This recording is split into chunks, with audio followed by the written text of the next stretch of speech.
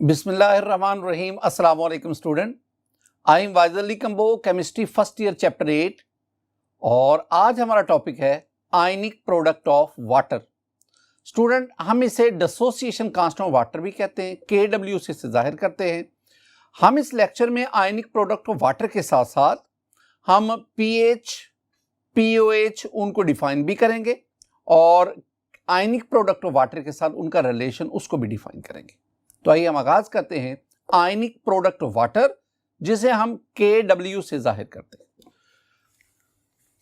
My dear student, water के बारे में ना 2-3 पॉइंट्स आप ज़हन में रखें। पहली बात कि वाटर जो है,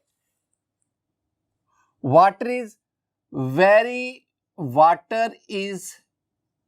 वेरी वीक electrolyte.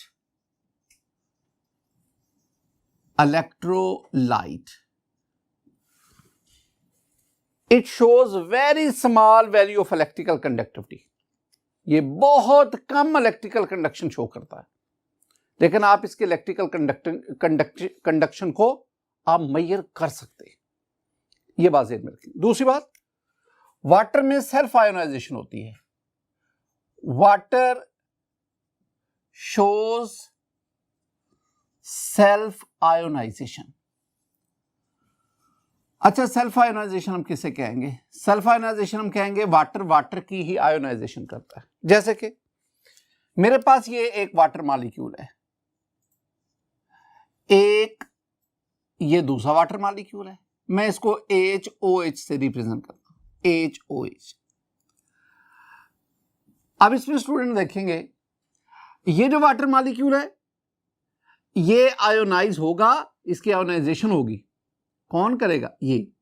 और इस आयोनाइजेशन के नतीजे में ये जो हाइड्रोजन आयन है ये वाटर मॉलिक्यूल एक्सेप्ट करेगा और यूं ये H3O पॉजिटिव में कन्वर्ट हो गया। बाकी जो हिस्सा बचा वो हमारे पास आ गया OH नेगेटिव। और अगर आप रिवर्स में जाएंगे तो रिवर्स में हमारे पास ये दोनों आपस में, ये प्रोटॉन देगा, OH लेगा, तो OH वाटर में कन्वर्ट हो जाएगा और ये हाइड्रोनियम आयन ये भी वाटर में कन्वर्ट हो जाएगा। This one is the self ionization of water. ये वाटर मॉलिक्यूल आयोनाइज हुआ, आयोनाइजेशन हुई, किसने की? इस वाटर मॉलिक्यूल। तो जब वाटर की वाटर में आयोनाइजेशन होती है, that is called the self ionization. अगर मैं इसको सिंप्लीफाई, आसान जुबान में लिखूं केमिस्ट्री की लैंग्वेज पे, तो मैं इसको लिखता हूं H2O वाटर मॉलिक्यूल, और जब ये आयोनाइज होगा तो मेरे पास बनेगा H positive, I mean hydrogen ion, और दूसरा मेरे पास बना OH नेगेटिव, जिसे हम हाइड्रो ऑक्साइड आयन। ये ऊपर वाली इक्वेशन को मैंने सिंपल फॉर्म में लिख दिया। अब this one is very important my dear student. यहां तो आप फर्स्ट ईयर के आप स्टूडेंट है, अगर आप यहां पे देख रहे हैं तो नजर आ रहा है कि ये वाटर का मॉलिक्यूल आयोनाइज हो गया और हाइड्रोजन आयन और हाइड्रोक्साइड आयन, एक वाटर मॉलिक्यूल आयोनाइज होकर एक हाइड्रोजन आयन और एक हाइड्रोक्साइड आयन। लेकिन हकीकत नहीं है, एक्चुअली और चीज है। माय डियर स्टूडेंट, मैं इधर ना अगर वाटर के 7 करोड़ मॉलिक्यूल लूं ना, 7 करोड़, उनमें से एक मॉलिक्यूल आयोनाइज होता है, बाकी 6,99,09,099 मॉलिक्यूल वैसे के वैसे पड़े रहते, सिर्फ एक मॉलिक्यूल आयोनाइज होता है। इसलिए मैं कहता हूं कि वाटर जो है, this one is very weak electrolyte, बहुत वीक, बहुत कम आयोनाइज होता है, प्योर वाटर। और मैं आपको यह भी कह रहा हूं कि pure water is very poor conductor of electricity. मैंने क्या कहा? मैंने कहा कि प्योर वाटर, इंप्योरिटी नहीं बीच में होनी चाहिए, pure water is very poor conductor of electricity. My dear student, ये जो मैंने सेंटेंस लिखा ना, ये सेंटेंस इनडायरेक्टली आपको कह रहा है वाटर में, प्योर वाटर में कंडक्शन कब होगी? जब उसमें आयंस होंगे, हाइड्रोजन आयन और हाइड्रोक्साइड आयन। अगर हाइड्रोजन आयन और हाइड्रोक्साइड आयन की मिकदार बहुत कम है, कंसंट्रेशन बहुत कम है, तो उसका मतलब उसमें इलेक्ट्रिकल कंडक्शन बहुत कम होगी। यही मैं इधर कह रहा हूं। यह रिवर्सिबल रिएक्शन है। आप इसका केसी मालूम करें। जब हम इसका केसी लिखेंगे ना, तो आप जानते हैं केसी में कंसंट्रेशन ऑफ प्रोडक्ट न्यूमरेटर में आएगा, तो concentration of hydrogen ion and concentration of hydroxide ion over concentration of water. अगर आप इसकी केसी वैल्यू मालूम करें तो इसकी केसी वैल्यू स्टूडेंट आती है 1.8 cross 10⁻⁻16 mole per D M cube at 25 degree centigrade. Temperature यहां बहुत इंपॉर्टेंट है, इसको हम साथ लेके चलेंगे। तो ये इसकी केसी वैल्यू आ गई। अब एक बहुत इंपॉर्टेंट पॉइंट, वो क्या? माय डियर स्टूडेंट, मैंने अभी जिक्र किया कि 7 करोड़ वाटर मॉलिक्यूल में से सिर्फ एक मॉलिक्यूल आयोनाइज होता है, सिर्फ एक। 7 करोड़, 14 करोड़ में से 2 मॉलिक्यूल आयोनाइज, 21 करोड़ में से 3 वाटर मॉलिक्यूल आयोनाइज होंगे। इसका मतलब क्या हुआ? इसका मतलब हुआ ज्यादातर जो वाटर है वो न्यूट्रल फॉर्म में रहता है, आयोनाइज नहीं होता। यहां पे एक सेंटेंस है, बहुत खूबसूरत सेंटेंस, आने वाले लेक्चर्स में वो हमें काम आएगा।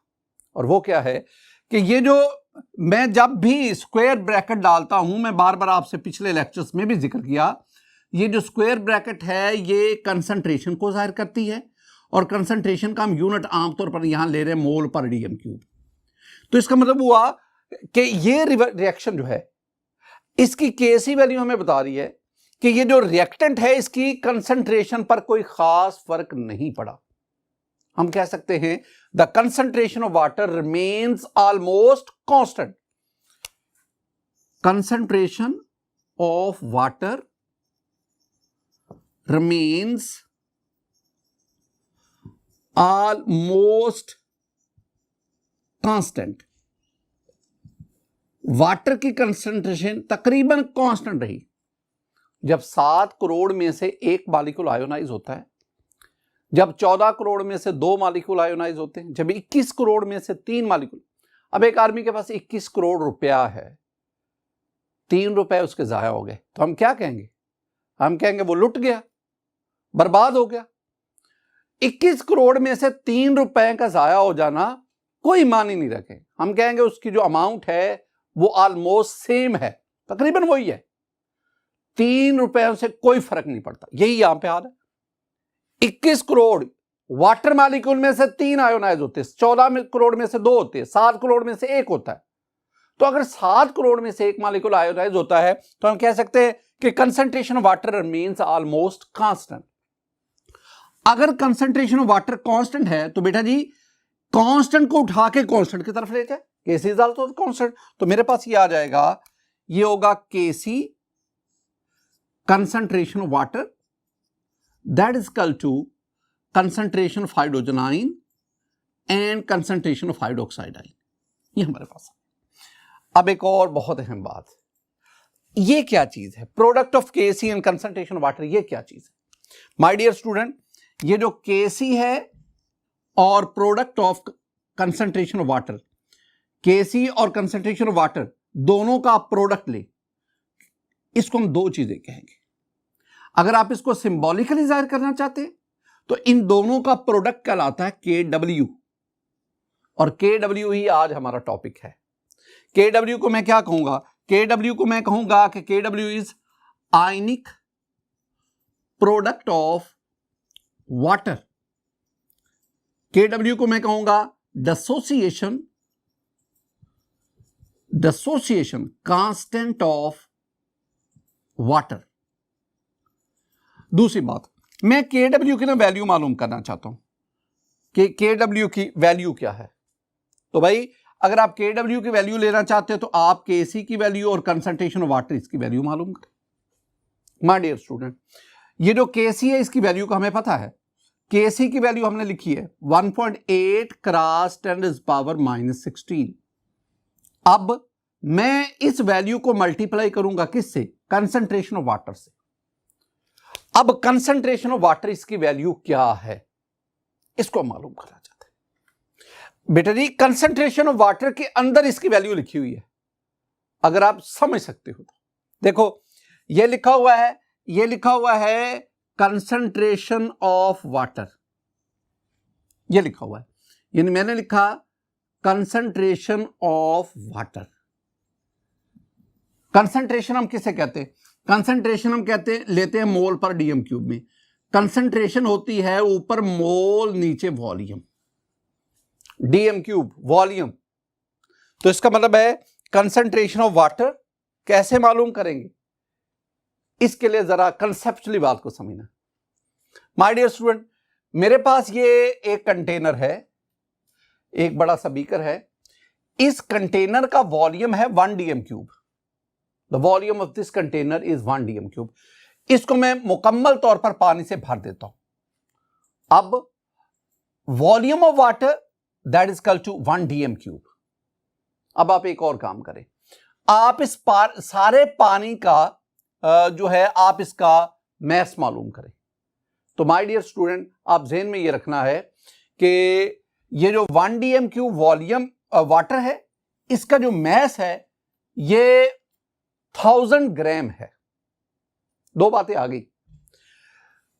The volume of this water that is 1 D M cube, mass that is 1000 ग्राम।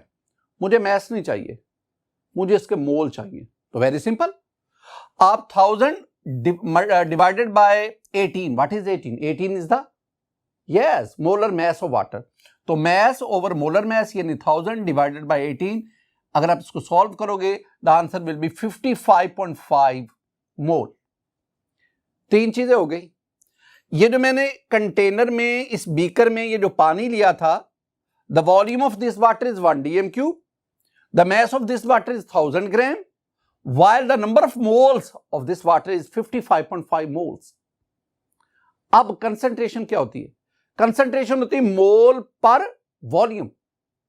कितने मोल? 55.5। कितने वॉल्यूम में? 1 डीएम क्यूब में। तो my dear student, the concentration of water is 55.5 mole per D M cube. तो इसका मतलब हुआ कि हमने जो देखा कंसंट्रेशन ऑफ वाटर क्या आ गई? कंसंट्रेशन ऑफ वाटर आ गई 55.5 mole per D M cube. My dear student, आपके पास ये वैल्यू भी आ गई 55.5 मोल पर डीएम क्यूब। इन दोनों को मल्टीप्लाई करो तो आपके पास आंसर आएगा, यानी KW की वैल्यू जो आपके पास आएगी वो आएगी 1.01 क्रॉस 10⁻⁻14, लेकिन याद रखना एट 25 डिग्री सेंटीग्रेड। अगर इसी चीज को, ये जो मैंने लिखा है, इसको मैं इसके आगे लिखूं तो मेरे पास जो इक्वेशन बनेगी वो है KW, ये बराबर किसके है? ये है concentration of hydrogen ion, concentration of hydroxide ion, that is equal to 1.01 cross 10⁻⁻14 at 25 degree centigrade. अब आए, मैं KW के बारे में कुछ चीजें आपको बताना चाहता हूं। माय डियर स्टूडेंट, 3 बातें मैं आपको याद करवाना चाहता हूं। पहली बात, मेरे पास ये एक टेबल है। इस टेबल में 2 कॉलम है। एक तरफ हम टेम्परेचर को लेते हैं, एक तरफ KW लेते हैं, यानी मैं वेरियस टेम्परेचर पर KW की वैल्यूज को मालूम करना चाह रहा हूं। माय डियर स्टूडेंट, जब टेम्परेचर 0 डिग्री सेंटीग्रेड है तो KW की वैल्यू आ गई 0.11 क्रॉस 10⁻⁻14। जब टेम्परेचर 10 डिग्री सेंटीग्रेड हो गया तो KW की वैल्यू आ गई 0.30 10⁻⁻14। जब टेम्परेचर 25 डिग्री सेंटीग्रेड, जो अभी हम पढ़ रहे हैं, उस पे KW की वैल्यू आ गई 1.01 क्रॉस 10⁻⁻14। जब टेम्परेचर 40 डिग्री सेंटीग्रेड हो गया तो KW की वैल्यू 3.0 क्रॉस 10⁻⁻14। और जब टेम्परेचर बढ़ता हुआ 100 डिग्री सेंटीग्रेड होगा तो KW की वैल्यू आ गई 7.5 क्रॉस 10⁻⁻14। आपको ना ये टेबल याद करना है। मैंने ना यहां पे 0 पे, 10 पे, 25 पे, 40 डिग्री पे, 100 डिग्री पे, मैंने डिफरेंट टेम्परेचर पे आपको KW की वैल्यू बढ़ाई। आपको ये टेबल याद होना चाहिए। इस टेबल से मैं 3 चीजें अखज करता हूं। पहली बात, माय डियर स्टूडेंट, पहला पॉइंट कि ये टेबल हमें बताता है कि KW increases with increase in temperature। Temperature बढ़ता जा रहा है, के डब्ल्यू की वैल्यू भी बढ़ रही है। मैं ना माय डियर स्टूडेंट, मैं रफली यूं लिख सकता हूं कि K W directly proportional temperature, मैं रफली लिख सकता हूं। यह हकीकत में ऐसा नहीं है। हकीकत में क्यों नहीं है? देखें, टेम्परेचर बढ़ता है के डब्ल्यू की, ये टेबल देखें, टेम्परेचर बढ़ रहा है, के डब्ल्यू की वैल्यू 0.11, 0.30, 1.01, आगे 3 आ गई, 7.5। टेम्परेचर बढ़ रहा है, के डब्ल्यू की वैल्यू बढ़ रही है। तो अगर टेम्परेचर बढ़े, के डब्ल्यू की वैल्यू बढ़े, तो फिर डायरेक्ट रिलेशन ही तो आता है, लेकिन नहीं।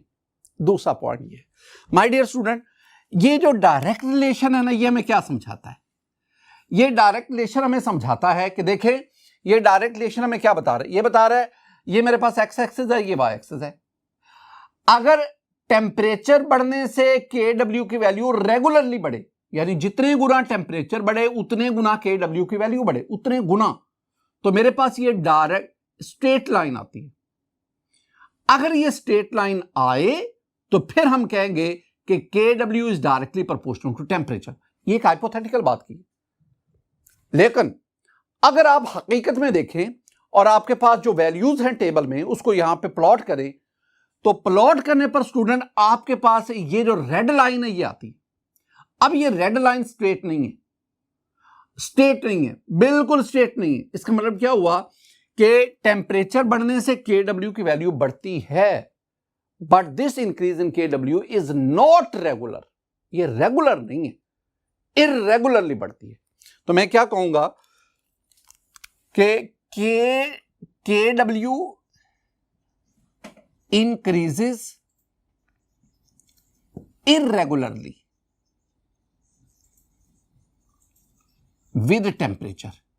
मैं दोबारा ये बात क्लियर कर रहा हूं कि मेरी इररेगुलरली से मुराद है कि जितने गुना टेम्परेचर बढ़ा उतने गुना के डब्ल्यू की वैल्यू नहीं बढ़ी। इसका सबूत क्या है? सबूत है आपके पास कि जब के डब्ल्यू की वैल्यू जब टेम्परेचर 0 से 100 डिग्री सेंटीग्रेड इंक्रीज किया, टेम्परेचर 0 डिग्री सेंटीग्रेड से 100 डिग्री सेंटीग्रेड इंक्रीज हुआ, तो के डब्ल्यू की वैल्यू जो है वो कितने गुना बढ़ी, यानी टेम्परेचर कितना बढ़ा? 100 degree centigrade. This one is the rise in temperature. और के डब्ल्यू की वैल्यू कितने गुना बढ़ी उसको आप देख लो, 7.5 क्रॉस 10⁻⁻14 डिवाइडेड बाय 0.11 क्रॉस 10⁻⁵। ये ऊपर वाली वैल्यू 100 पे, ये वाली वैल्यू 0 पे। अगर आप देखना चाहते हैं कितने गुना बढ़ी तो आप इसको सॉल्व करें, सॉल्व करेंगे तो आंसर आपके पास आ गया 75। क्या मतलब कि अगर टेम्परेचर 100 डिग्री सेंटीग्रेड बढ़ता है तो के डब्ल्यू की वैल्यू 100 गुना नहीं बढ़ती, के डब्ल्यू की वैल्यू कितने गुना बढ़ती है? 75 टाइम्स। इसलिए मैं कहता हूं कि के डब्ल्यू बढ़ती जरूर है लेकिन इरेगुलरली बढ़ती।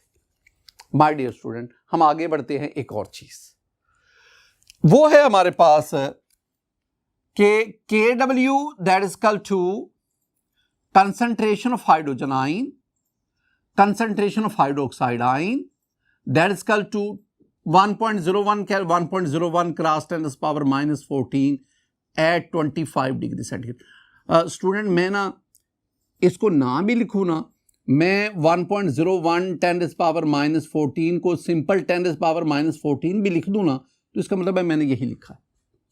इसको ध्यान में रखना है। अच्छा, अब जरा देखें, जब एक वाटर मॉलिक्यूल आयोनाइज होता है, जब एक वाटर मॉलिक्यूल, एक हाइड्रोजन आयन एक हाइड्रोक्साइड आयन। जब 10 वाटर मॉलिक्यूल आयोनाइज होंगे, 10 हाइड्रोजन आयन 10 हाइड्रोक्साइड आयन। इसका मतलब क्या हुआ? इसका मतलब है कि प्योर वाटर में हाइड्रोजन आयन और हाइड्रोक्साइड आयन की कंसंट्रेशन बराबर होती है। चाहे आप 0 डिग्री सेंटीग्रेड पे लें, चाहे 40 डिग्री सेंटीग्रेड पे लें, चाहे आप 100 डिग्री सेंटीग्रेड पे वाटर को लें, प्योर वाटर, उसमें आपने कोई एसिड बेस ऐड नहीं किया अभी।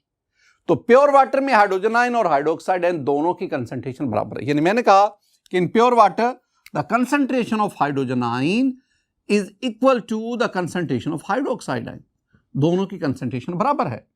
अब आप यहां पे हाइड्रोजन आयन को लिखेंगे तो ये आपके पास आ गया K W that is equal to concentration of hydrogen ion, concentration of hydrogen ion इसका स्क्वायर आ गया, तो ये कंसंट्रेशन ऑफ हाइड्रोजन आयन का स्क्वायर आ गया। और ये किसके बराबर आ गया, ये आ गया जी 10⁻⁻14 के। अब मैं अगर इधर से स्क्वायर को खत्म करता हूं तो ये मेरे पास आ जाएगा कंसंट्रेशन ऑफ हाइड्रोजन आयन। अगर मैं इसको स्क्वायर को खत्म करूं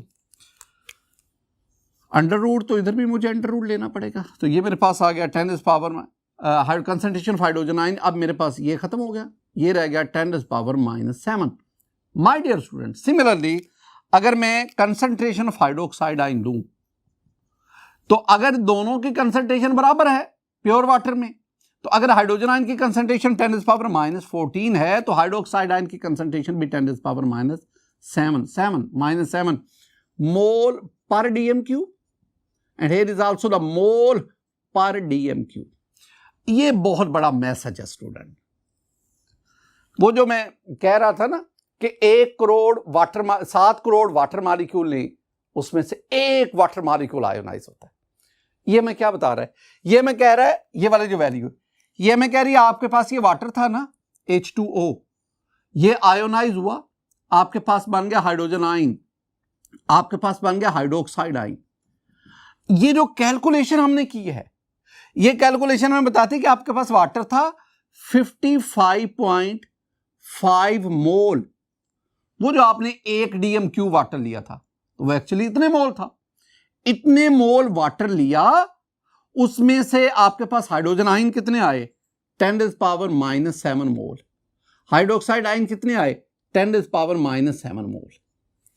अब आप ना, जो मैं वैल्यू कहता, अब आप क्या करें, आप जानते हैं कि 1 मोल वाटर में Avogadro number of water molecule है, आप इस 55.5 को एवोगैड्रो नंबर से मल्टीप्लाई करें, आपको पता चल जाएगा कि इतने मोल वाटर वो कितने मॉलिक्यूल होता है।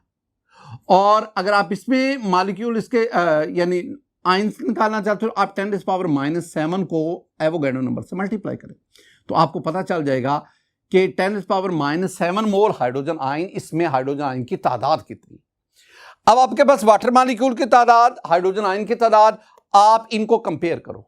कंपैरिजन में आप किस नतीजे पे पहुंचेंगे, इस नतीजे पे पहुंचेंगे, इधर आपके पास आंसर आएगा 7 करोड़, इधर आपके पास आंसर आएगा 1। तो इसका मतलब क्या हुआ कि 7 करोड़ वाटर मॉलिक्यूल में से कितने आयोनाइज होते हैं, सिर्फ 1 आयोनाइज। माय डियर स्टूडेंट, इसी बात को हम आगे बढ़ाते हैं। ये तो था pure water. In pure water the concentration of hydrogen ion is equal to the concentration of hydroxide, this one is in pure water. अगर हम इस प्योर वाटर में एसिड को ऐड करें, अगर मैं इसमें, ये मेरे पास प्योर वाटर है स्टूडेंट, ये मेरे पास बीकर है, बीकर में this one is pure water, pure water, distilled water, इसमें concentration of hydrogen ion that is equal to concentration of hydroxide. अब आप पहला काम करें, आप इस प्योर वाटर में पहले एसिड ऐड करें, आप HCl ऐड करें। माय डियर स्टूडेंट, ये जो एसिड है ये वाटर में जाकर आयोनाइज होगा, और आयोनाइज होकर सॉल्यूशन में क्या देता जाएगा, हाइड्रोजन आयन देता जाएगा। और हम क्या कहेंगे, जब एसिड सॉल्यूशन में हाइड्रोजन आयन देगा तो अब हाइड्रोजन आयन और हाइड्रोक्साइड आयन की तादाद बराबर नहीं रहेगी। इस केस में हम क्या कहेंगे, अब हम कहेंगे एसिडिक सॉल्यूशन में, जब आपने वाटर एसिड ऐड किया, एसिडिक सॉल्यूशन में कंसंट्रेशन ऑफ हाइड्रोजन आयन अब बढ़ गई कंसंट्रेशन ऑफ हाइड्रोक्साइड आयन। एक और चीज, दोबारा this one is a pure water. अब आप एसिड वाली बात को खत्म करें, this one is again is a pure water, hydrogen ion concentration is equal to hydroxide ion. अब आप इसके अंदर बेस ऐड करें, बेस कोई भी बेस ले लो, सोडियम हाइड्रोक्साइड ले लो। माय डियर स्टूडेंट, जब ये बेस वाटर में ऐड होगा, ये बेस वाटर में जाकर आयोनाइज होगा और सॉल्यूशन में हाइड्रोक्साइड आयन देता जाएगा, और यूं सॉल्यूशन में हाइड्रोजन आयन के मुकाबले में हाइड्रोक्साइड आयन की कंसंट्रेशन बढ़ती जाएगी। तो इसका मतलब क्या हुआ, दूसरी बात जो आपने ज़हन में रखनी है कि ये जो मेरे पास बेसिक सॉल्यूशन है, ऐसा सॉल्यूशन जिसमें हमने बेस को वाटर में ऐड किया हुआ है, इसमें concentration of hydroxide ion is greater than concentration of hydrogen ion. तो this condition is for neutral water, this condition is for acidic solution, and this condition is for basic solution. हम आगे बढ़ते हैं। एक बहुत इंपॉर्टेंट टॉपिक जो इसके साथ ही है, that is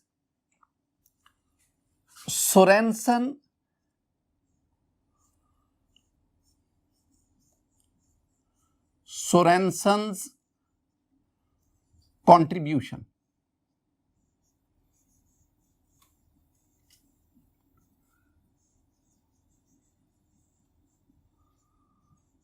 Sorensen contribution. Student ये हमारा इसी के साथ ही एक और टॉपिक। सोरेनसन, इसके बारे में he was Danish biochemist. Sorensen, ये बाज़ दफा एमसीक्यू आता है। और इन 1909 he gave the concept of pH and pOH. एक टर्म हमारे पास आ गई पीएच। पीएच पोटेंशियल, वैसे इसे कहते हैं पोटेंशियल ऑफ हाइड्रोजन आयन। यानी मैं इसको लिख देता हूं आपके लिए स्टूडेंट, इसे हम कहते हैं potential of hydrogen ion concentration.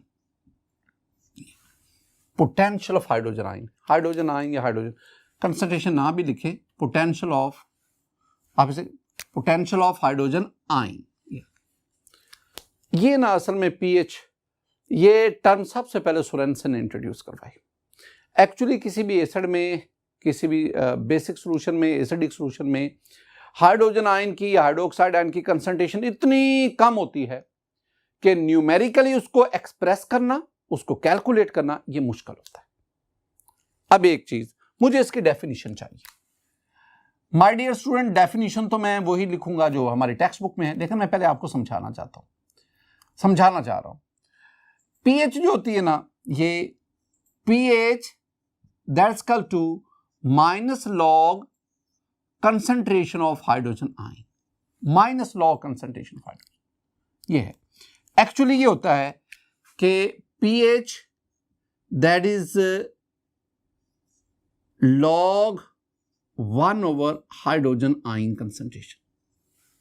आप इसको सिंपली लॉग को एक दफा साइड पे रखें, तो pH that is inversely proportional to concentration of hydrogen ion. मैं तो आपको ना माय डियर स्टूडेंट, मैं आपको ये याद करवाना चाह रहा हूं। ये चीज हमें क्या बता रही है? ये हमें बता रही कि अगर किसी सॉल्यूशन में हाइड्रोजन आयन की कंसंट्रेशन ज्यादा होगी, अगर हाइड्रोजन आयन की कंसंट्रेशन ज्यादा होगी, ज्यादा हाइड्रोजन आयन एसिडिक सॉल्यूशन, अगर किसी सॉल्यूशन में हाइड्रोजन आयन की कंसंट्रेशन ज्यादा होगी तो उसकी पीएच क्या होगी? कम होगी। तो स्ट्रॉन्ग एसिड वो एसिड जो सॉल्यूशन में मुकम्मल तौर पर आयोनाइज हो जाए, जो ज्यादा से ज्यादा हाइड्रोजन आयन दे। तो इसका मतलब है अगर किसी स्ट्रॉन्ग एसिड के सॉल्यूशन में हाइड्रोजन आयन की तादाद ज्यादा होगी तो उस सॉल्यूशन की पीएच कम होगी। इसका मतलब हुआ कि जो स्ट्रॉन्ग एसिड होते हैं उनके सॉल्यूशन की पीएच कम होती है, और जो वीक एसिड होते हैं उनके सॉल्यूशन की पीएच ज्यादा होती है। तो आप ना किसी सॉल्यूशन की पीएच को देखकर अंदाजा लगा सकते हैं क्या ये सॉल्यूशन किसी स्ट्रॉन्ग एसिड का है, स्ट्रॉन्ग बेस का है, वीक एसिड का है, वीक बेस का है, किसका है। अब यही बात अगर आप इसके ऊपर एक्सपोनेंट 1 है, इसको ऊपर ले जाओ, जब आप ऊपर ले जाएंगे तो ये -1 और -1 शुरू में आ जाएगा, तो आपके पास ये बनेगा। तो डेफिनेशन क्या होगी? इसी को आपने लिखना है कि नेगेटिव लॉगरिथम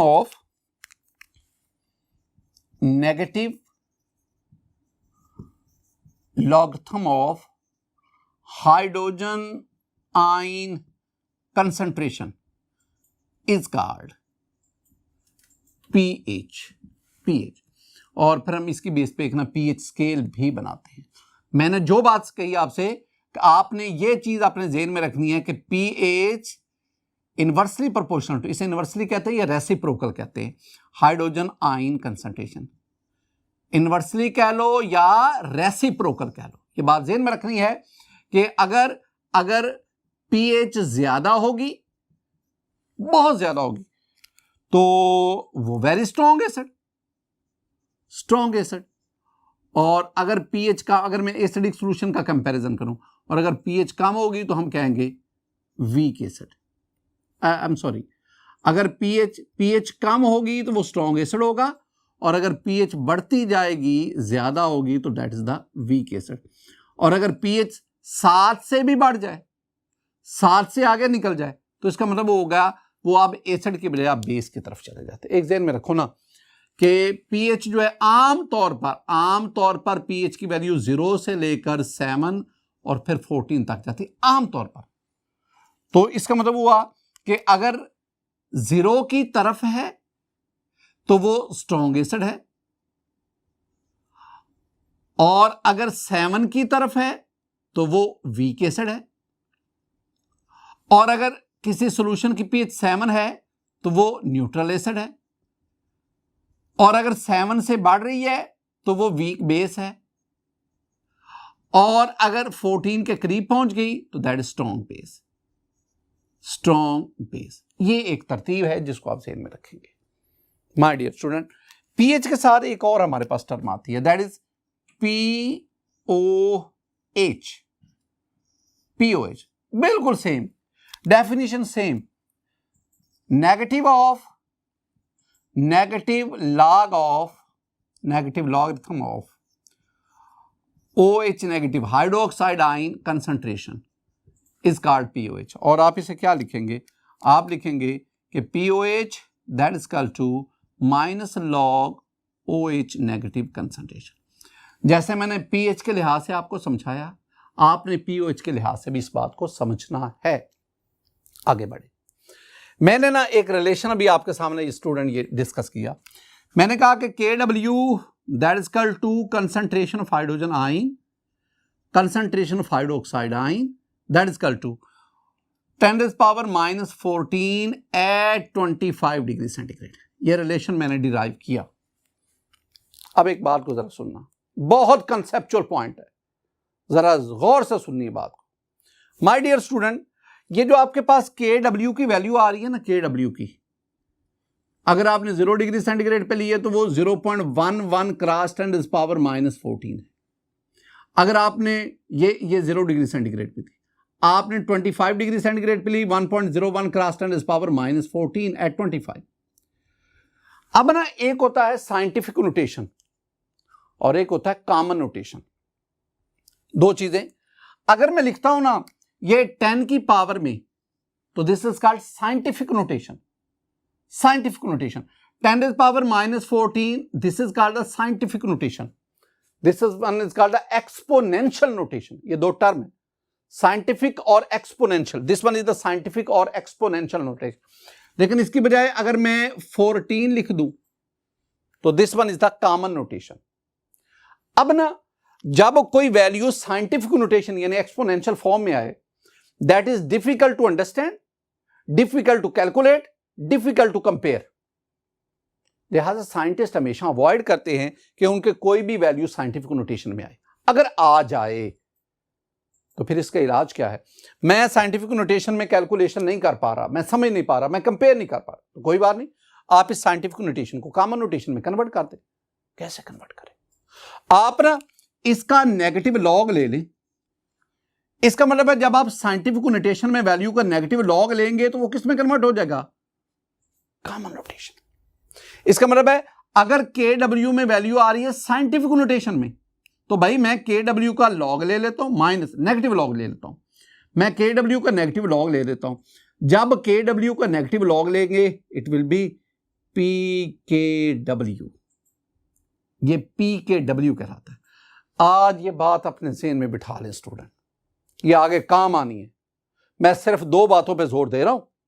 पहली बात, in scientific notation the value is difficult to understand, difficult to calculate, difficult to compare.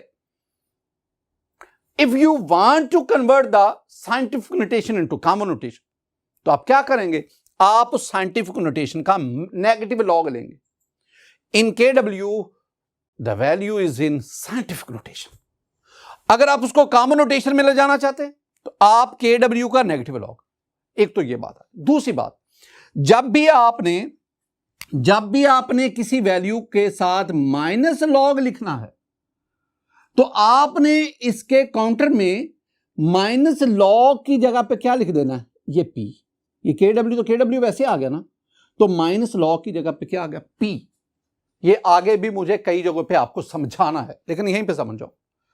अब मैंने क्या करना है, मैंने सारी वैल्यू का पहले तो लॉग लेना है, लॉग, टेकिंग लॉग, तो मेरे पास ये आ जाएगा log KW log hydrogen ion concentration plus जब दो चीजें मल्टीप्लाई कर रही हूं उनका लॉग लेंगे तो उनके दरमियान एडिशन का साइन आ गया, log hydroxide ion concentration that is equal to log 10⁻⁻14, और ये हम बात कर रहे हैं 25 डिग्री सेंटीग्रेड पर। अब एक और काम करो, आप इस सारी वैल्यू का नेगेटिव ले लो, -1 से मल्टीप्लाई करो। तो बेटा जी अगर मैं -1 से मल्टीप्लाई करूंगा तो ये हो जाएगा minus log KW minus log concentration of hydrogen ion plus minus log concentration of hydroxide ion minus log 10⁻⁻14 at 25 degree centigrade. अब वही जो बात अभी मैंने कही कि अगर किसी के साथ माइनस लॉग लें तो माइनस लॉग के आप जगह पे क्या लिखोगे, PKW। तो अब ये आपके पास जो फाइनल चीज आ गई, तो माइनस लॉग की जगह पे P आप छोटा लिखेंगे और नीचे करके सबस्क्रिप्ट में PKW, ये P इसकी जगह पे P आ गया और साथ H आ गया, प्लस इसकी जगह पे P माइनस लॉग की जगह पे P और H आ गया। तो बेटा जी अगर आप इसको सॉल्व करोगे, -14 शुरू में आएगा माइनस और माइनस प्लस, तो ये आ जाएगा 14 log 10, और log 10 कितना होता है 1, ये किसके इक्वल आ गया 14 एट 25 डिग्री सेंटीग्रेड। अब ये हमें ना कई मैसेजेस दे रही है, ये मैसेजेस हमें क्या दे रही है, ये हमें कह रही है कि PKW that is equal to 14 at 25 degree centigrade, और ये हमें बता रही है कि PH plus POH that is equal to 14 at 25 degree centigrade. ये दो चीजें। अब जरा ना मजीद इस बात को समझना, मैं ना दो चीजों के दरमियान रिलेशन आपको बताने जा रहा हूं, एक KW एक PKW, KW और PKW। बेटा जी KW inversely proportional to PKW, क्या मतलब यह है कि अगर टेम्परेचर बढ़ने से KW की वैल्यू बढ़ती है तो PKW की वैल्यू कम होती है। टेम्परेचर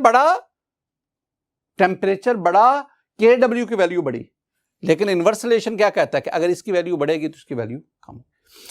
अगर 25 डिग्री सेंटीग्रेड पर PKW की वैल्यू 14 है, तो मुझे बताओ अगर टेम्परेचर 40 डिग्री हो जाएगा, टेम्परेचर बढ़ जाएगा, तो PKW की वैल्यू क्या हो जाएगी, कम हो जाएगी। इसका मतलब है 40 डिग्री सेंटीग्रेड पर PKW, प्योर वाटर की PKW वैल्यू 14 नहीं है, 14 से कम है। और इसी तरह अगर मैं 25 की बजाय 10 डिग्री सेंटीग्रेड पे कर, अगर टेम्परेचर कम होगा तो PKW की वैल्यू बढ़ती है। बढ़ने का मतलब है कि 10 डिग्री सेंटीग्रेड पर PKW की वैल्यू 14 नहीं होगी, 14 से ज्यादा होगी। यही बात आप इधर भी कह सकते हैं, क्या हम कहते हैं ना pH और POH दोनों का सम 14 आता है, भाई ये 14 आता है 25 डिग्री सेंटीग्रेड। और एक और भी बात याद रखनी, माय डियर स्टूडेंट, एक बहुत इंपॉर्टेंट पॉइंट, हम कहते हैं जी जो pH स्केल है ना, ये 0 से 14 के दरमियान है, मिनिमम 0 मैक्सिमम 14। लेकिन आज ये बात भी ज़हन में रख लें कि अगर एसिडिक सॉल्यूशन की मोलैरिटी 1 मोलर से ज्यादा होगी, अगर एसिडिक सॉल्यूशन में हाइड्रोजन आयन की कंसंट्रेशन 1 मोलर से ज्यादा होगी तो pH नेगेटिव में चली जाएगी, 0 से कम होकर नेगेटिव में चली जाएगी। ये बात है। और इसी तरह अगर सॉल्यूशन में हाइड्रोक्साइड आयन की कंसंट्रेशन 1 मोलर से ज्यादा होगी तो pH 14 से ऊपर जाएगी। ये बातें कुछ ना आपको ज़हन में बिठानी पड़ेगी। टेम्परेचर का pH के साथ क्या रिलेशन है, pH POH के साथ, PKW के साथ, और इसी तरह कंसंट्रेशन ऑफ हाइड्रोजन आयन या कंसंट्रेशन ऑफ हाइड्रोक्साइड आयन, इन दोनों का pH के साथ POH के साथ क्या रिलेशन है। माय डियर स्टूडेंट, आज के लेक्चर में हमने आयनिक प्रोडक्ट ऑफ वाटर इसको पढ़ा, फिर हमने pH और POH के बारे में कुछ चीजें पढ़ी। ये जो टॉपिक है ना, इस टॉपिक से रेलिवेंट आपके पास एक्सरसाइज में क्वेश्चन नंबर 11 और क्वेश्चन नंबर 12 उसके शॉर्ट आंसर क्वेश्चन है। उन तमाम शॉर्ट आंसर क्वेश्चन को मैंने इसके अंदर जो है ना आंसर कर दिया। आपने ये सारा टॉपिक पढ़ने के बाद, याद करने के बाद, एक्सरसाइज का क्वेश्चन नंबर 11 और क्वेश्चन नंबर 12 उन दोनों को भी इसके साथ याद करना है। मेरी दुआ है कि अल्लाह ताला आप पर अपना फजल फरमाए, अल्लाह ताला आप पर अपना करम फरमाए। अस्सलामु अलैकुम वरहमतुल्लाह।